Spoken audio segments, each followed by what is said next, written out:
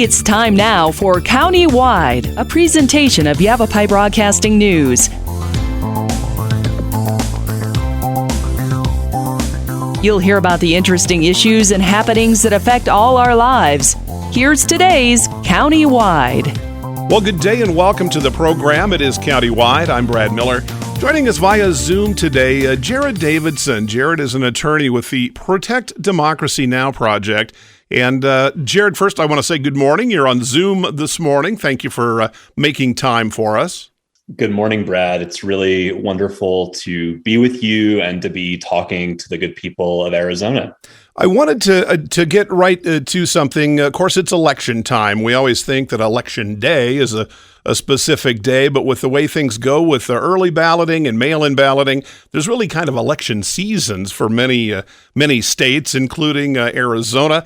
In Yavapai County in particular, we have a very strong record of early balloting, and voter turnout is typically very strong in Arizona, given issues, given candidates, but also given the availability of some of the ways that we can vote, and that's kind of been developed over, the better part of a decade.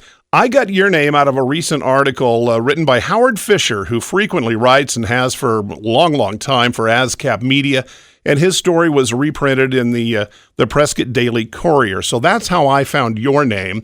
And the article talks a little bit about voter security. It does mention some specific individuals and organizations that are worried about voter integrity and ballots, one man, one vote, and those kinds of things, and are talking a little bit about perhaps watching some of the drop boxes in particular. I don't know about polling places on Election Day so much, but the drop boxes where some of us are already dropping our ballots. Now, I've not spoken with those folks. I don't want to put words in their mouth, so I'm not going to mention any of them by name. Jared, as you and I talk, I'd like to speak to you, an attorney, a little more generically about some of these kinds of things. After the last election in 2020, a lot of people have very strong opinions one way or the other on kind of both sides of the issues of ballot fraud and voter fraud and those kinds of things. I had a representative of the League of Women Voters in here not too long ago, a few weeks ago, Jared, who told me the 2020 election was safe, secure, and completely valid. As an attorney who studies these things closely, do you look at 2020? Do you see lingering problems from there that might be part of these midterms and then 2 years from now? The guest you had from the league could not be more correct. Election experts consistently agree that the 2020 election was the most safe and secure in modern history. This is despite the fact of a global pandemic that presented unprecedented challenges for both voters and for election workers. This is a fact that we should be uplifting, that we should be celebrating. The fact that Americans turned out in record numbers in the face of a global pandemic to exercise their treasured right to vote. Instead, election deniers and extremists have been propagating a false claim about fraud. That has been thoroughly debunked. It is a conspiracy theory, but we are very concerned at Protect Democracy and other civil society groups as well, that these conspiracy theories about fraud have been effectively inciting individuals to go out and intimidate voters when they deposit their ballots in drop boxes, when they go to the polls. And so we are paying very close attention to this issue and are hoping that these individuals realize that in the event that they engage in illegal voter intimidation, they will face legal consequences. Okay, I want to explore that with quite a bit of detail because we get back into that. Do you have, from your chair as an attorney working in this field specifically, why 2 years later this is continuing to confuse and upset more than a few people that are very, very convinced that the 2020 election was rife with fraud or improprieties? Why does that story sustain itself? Well, the conspiracy theory itself that the 2020 election was stolen, again, which has been thoroughly debunked by election experts, has been propagated, propelled by individuals in office. We have a former president of the United States who is using his platform to propel and propagate these conspiracy theories. We have election deniers on the ballots who are effectively running on the lie that the 2020 election was stolen. And so this is a very concerning issue. In a functioning democracy, we're free to disagree with one another, but we all need to have the facts. And what we have here, what is deeply alarming and what poses a real existential threat, candidly, to the functioning of our democracy is that disinformation is being peddled by extremists, by politicians, by the former president. And that, I think, is effectively putting gasoline on the fire and causing and inspiring some of these individuals to go out and engage in conduct that is illegal and that very well may pose some very serious consequences for them, including monetary penalties and potentially criminal sanctions. Okay, now let's talk about that. And I want to try to split this as best I can and play some devil's advocate here. Again, Jared Davidson is our guest. Protect Democracy Project is his organization. And given that, some people are hearing what you've kind of talked about, and especially when it comes from people in high or formerly high positions, that carries a lot of weight and a lot of authority. And it seems to me that has convinced a good number of people, and we'll just speak of in Yavapai County, that it's true and that there was fraud, and that keeping an eye on drop boxes here at this midterm election is one way to secure a safer and more secure and valid election. I'm just surmising that that's the idea. We'll watch these drop boxes and see if there's any proprieties and report them. Is just that legal? What constitutes illegal voter intimidation is highly context dependent.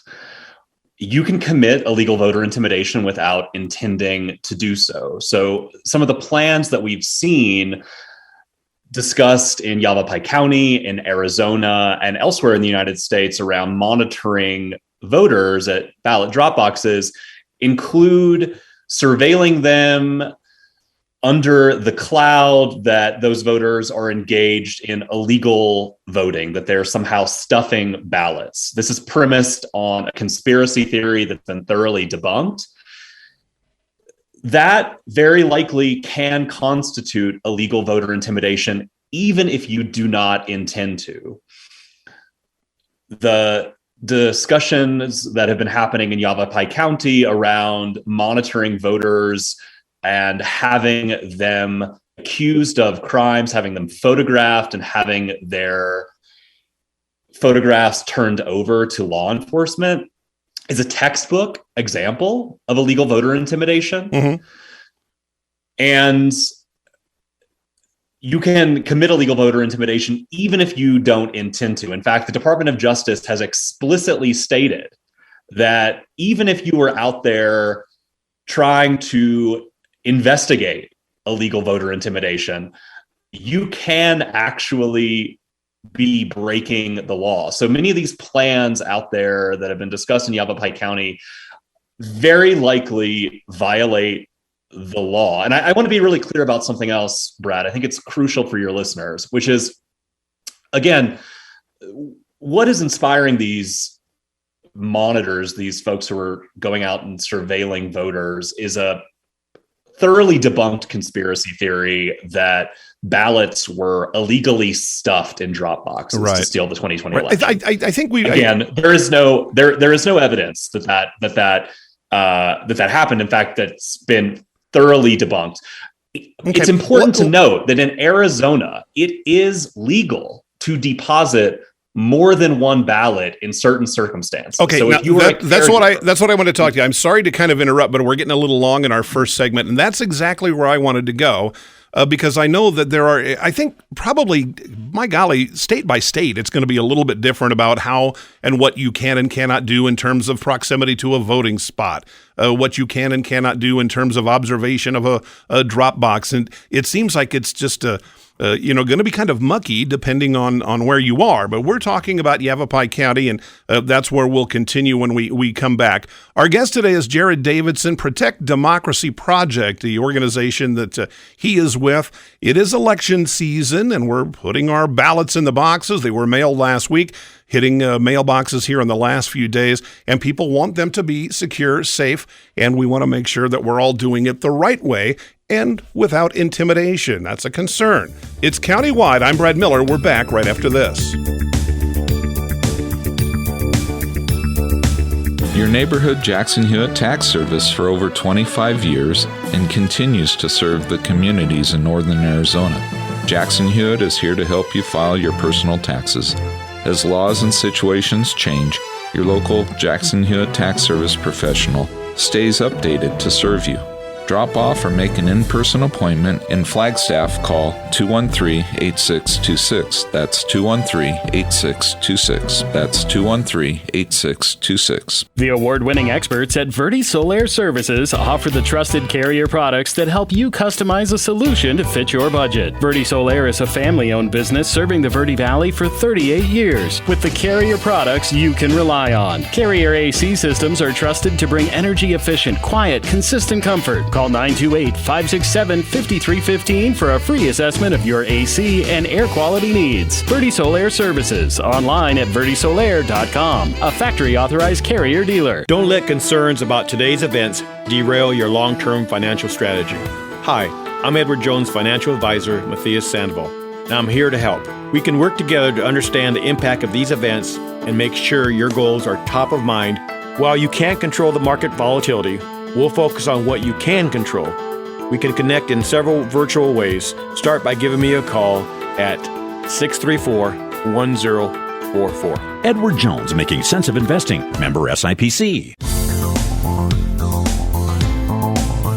Welcome back to the program, and again, Countywide, I'm Brad Miller. Jared Davidson is our guest today via Zoom, and Jared is with the Protect Democracy Project. It is election season. Election day is November 8th, but a lot of us, including here in Yavapai County, have access to 19 different drop-off boxes. There's also different polling places where you can take your ballot ahead of time if you would choose to do that. It's been a popular service in Yavapai County and much of our state for quite a while now, but it also brings some concerns from some folks that maybe there's something, some ne'er-do-wells, and the early drop boxes are a way for people to cast more than one vote. I'm not sure what the concerns are specifically, but that there will be fraud, that votes will be illegally cast and tallied. Jared, isn't it correct that if you are in a home, say you've got, I'll use my own, me, my spouse, and my adult son, we'll be casting ballots. Once we do, I'll take all three and put them in the drop box. Is that illegal for me to drop off all three at once? It's not. Arizona law explicitly allows the depositing of multiple ballots in a number of different circumstances. If you are a family member, if you're a household member, or if you are a caregiver, you can deposit ballots for those in your care, for those in your family. Okay. And that is exactly what we're concerned about. These are, individuals who are in nursing homes, individuals who may be disabled. Right.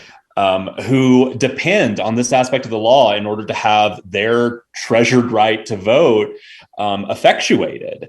And there are individuals surveilling those at ballot boxes, and that may ultimately change how people want to cast their vote.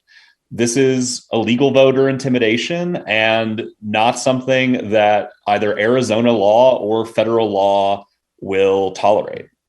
When do we get, you painted a scenario that's fair and legal, throwing all of your ballots, your family's ballots into the drop box at once, legal. What is ballot harvesting? Because I hear that word, and folks who seem to be concerned about improprieties at the drop box call it ballot harvesting. If I go around my entire neighborhood and collect ballots, is that where that line gets crossed? That would not be permitted under Arizona law. Okay. But let's be really clear. So-called ballot harvesting is premised on a conspiracy theory that the 2020 election was stolen. Of course, there are small instances potentially of crimes that occur, but those are infinitesimally small. Sure. So the idea that there is this systemic issue of ballot harvesting is simply without evidence. And so the conspiracy theory that is inciting these election surveillors has been thoroughly debunked, and their actions are very likely to intimidate voters, individuals who are in nursing homes, individuals who are differently abled, who rely on Arizona's law that specifically allows individuals to cast ballots for them in particular scenarios. Mm-hmm. And I can see that. And it really, I mean, again, I know there's laws and rules. I think maybe you can help me, 50 to 75 feet on election day from no electioneering. One of those two numbers. I know you're not specific to Arizona, so I don't want to pin down exactly what it is. But I know I believe the number is 75 feet. Okay, I think that's right. Now that's on election day, and there's no electioneering where you have campaign signs and things like that. Would folks who are quote unquote watchdogs on election day also be compelled to appreciate that 75-foot distance, or is this a whole different thing? They're not really campaigning for someone. They're trying to ensure a safe election by their means, whether that's right or dubious. But are they compelled to follow that 75-foot distance on ballot day, voting day? The 75-foot rule, I believe, applies on election day. But let's be really clear: these individuals who are so-called trying to ensure a safe election can still be committing illegal voter intimidation. The history books are filled with examples of white vigilante groups, the Ku Klux Klan, going out and intimidating voters when they tried to cast their ballots in the 1950s and 1960s. That's what federal civil rights laws were passed in order to prohibit. And you can draw a direct line from that sort of vigilantism at the polling places from the 1950s and 1960s to what's happening across the country today and what's been threatened in Yavapai County. Okay. These individuals might not be in white hoods, they might be in camouflage or might be in lawn chairs, but if they are intimidating voters, they are engaged in illegal voter intimidation. And you're concerned. Let me do this because we're getting short on time. Clearly, if there were threats or verbal or physical contacts made, clearly that would be something intimidating and even something illegal in terms of what a police matter might become. If I understand it correct, and from the article, you and your group's position is that simply the presence of folks whose beliefs and feelings are known generally to the public, simply being there possibly constitutes voter intimidation, and that's what you're concerned about. Did I get that right? Yes. Again, what constitutes illegal voter intimidation is very context dependent, but it's important to note that the First Amendment does not inoculate or immunize these folks from engaging in illegal conduct. We see that invoked very often by those who want to engage in political violence or political intimidation. But the First Amendment simply does not permit the intimidation of voters. Okay. Jared, we could talk for a long time about this. It's a fascinating subject and one that a lot of people have very strong feelings about, but we do need to take one short break, and we'll do that. Countywide, I'm Brad Miller, Jared Davidson, Protect Democracy Project, talking about a lot of heavy and important feelings and partisan feelings about the current election underway now in Yavapai County and across the nation. We'll be back with Countywide right after this. Life changes, then it changes again. Predicting the unexpected in life is impossible. That's why it's called unexpected. So when it comes to financial goals, our philosophy is don't predict, prepare. Hi, I'm Edward Jones financial advisor Matthias Sandoval. A job loss, change in health, or a loss of a loved one can have a big impact on your family's financial security. Let's work together to help make sure you're equipped for life's unexpected events. Call our office to schedule a face-to-face appointment. Edward Jones, making sense of investing. Member SIPC. Verde Solaire, your hometown heating, air conditioning, and plumbing company in the Verde Valley for 38 years, and your trusted North Central Arizona Goodman dealer. Goodman is a name you can trust, designed, engineered, and built in the USA. Verde Solaire offers free in-home estimates on systems that are quiet and affordable. Verde Solaire is locally owned since 1983 and available for all your heating, air conditioning, and plumbing needs. Call 928-567-5315. Visit them online at verdesolaire.com. Better, cleaner, faster. Taxes. It's that time again. This is Lewis with Rice Accounting Jackson Hewitt Tax Service. We don't sell cars, we don't do hair or wait tables. We do taxes. At Jackson Hewitt Tax Service, we talk taxes and we prepare taxes. Open year-round for tax filings. Jackson Hewitt Tax Service, located throughout northern Arizona. For over 20 years, our local preparers have helped neighbors pay their fair share and no more. Jackson Hewitt Tax Service in the Tri-Cities at 772-7872. That's 772-7872.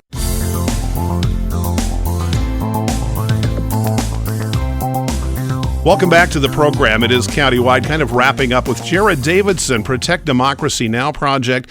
And Jared, as an attorney, studying elections and balloting across the nation, very concerned about this election. Everybody wants it to be safe and secure. Some have different ideas about how to ensure that. Let's just finish this way. I'm a voter. I'm going to the drop box. I have my ballot and my wife's ballot. But I get there and I just see some folks and I'm intimidated for whatever reason, as you've kind of described that can happen, even without words, even without physical contact or threatening demeanor. I just don't feel secure in dropping off my ballot. What do I have as a recourse in that exact situation? Sure. So in that situation, you have the right to deposit your ballot. And if you feel comfortable, you should feel free to do so. I think it's important to write down the details about these individuals who are threatening you and who are making you feel uncomfortable so that you can share that information with law enforcement. You should definitively contact the Secretary of State's office, your local county recorder, and also national election protection organizations. If individuals want to find more information about that, they should visit electionprotectionaz.org. That's 866-OUR-VOTE, and report those details both to the Secretary of State, to the county recorder, and election protection. Again, you do have rights under both federal civil rights and Arizona law in those instances, and you should feel free to report those in addition to contacting law enforcement. Okay, Jared Davidson, I really appreciate it. Protect Democracy Project. This is Countywide, and we'll see you next time.